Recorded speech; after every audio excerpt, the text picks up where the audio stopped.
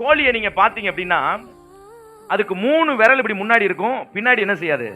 இப்ப நமக்கெல்லாம் பாத்தீங்கன்னா இந்த கை வந்து எல்லாம் எத்தனை பேருக்கு பாத்திருக்கீங்க, கோழி பாத்திருக்கீங்களா, இந்த பறவைகள்லாம் பாத்தீங்களா, அதுக்கு எப்படி இருக்கும், 3 விரல் முன்னாடி, 1 விரல் பின்னாடி. ஏன் இதுன்னா இது வந்து என்ன செய்யக்கூடாது, சாஞ்சு விழுந்துடக்கூடாதுன்னு பின்னாடி ஒரு சின்ன விரல் என்ன செய்ய இருக்கும். ஆனா இந்த கோழிக்கு, ஆஸ்திரேலியாவில் இருக்கிற அந்த பறவைக்கு நீங்க பாத்தீங்கன்னா முன்னாடி இருக்கிற 3 விரல் தான் இருக்குமே தவிர பின்னாடி இருக்கிற விரல் என்ன செய்யாது, இருக்காது. அந்த தேசத்தினுடைய இன்னொரு விலங்கு இருக்குது, தேசத்தின் விலங்கு. அது என்னன்னு கேட்டீங்கன்னா கங்காரு. கங்காருக்கு பாத்தீங்கன்னா வால் மட்டும் நல்லா பின்னாடி என்ன செய்யும், ரொம்ப பெருசா இருக்கும். அது இப்படி தட்டுனாலும் வால் என்ன செய்யும், பின்னாடி போய் தட்டும்.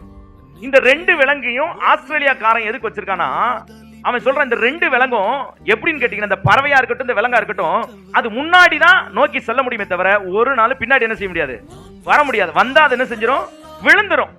அப்ப ஆஸ்திரேலியாக்காரன் என்ன சொல்றானா, நம்முடைய மக்கள் நம்முடைய வாழ்நாளில் எப்போதும் எப்படி இருக்க வேண்டும் என்று கேட்டால் முன்னோக்கி செல்லுகிறவர்களாய் இருக்க வேண்டும் என்கிறதற்கான அடையாளமாகத்தான் இந்த 2 காரியத்தை அந்த நாட்டினுடைய தேச பறவையாக தேச விலங்காக வைத்திருக்கிறான்னு சொல்றாங்க. ஆண்டவர் இன்றைக்கு நம்மளை பார்த்து சொல்லுகிறார், உன் வாழ்க்கையிலும் என் வாழ்க்கையிலும் ஒரு நாள் பின்னோக்கி செல்லுகிற காரியம் ஒன்றுமில்லை. ஒவ்வொரு நாளும் ஒவ்வொரு அடியும் கர்த்தருக்குள்ளாக முன்னோக்கி செல்லுகிற அனுபவத்தை தான் கர்த்தர் நமக்கு கொடுத்திருக்கிறார்.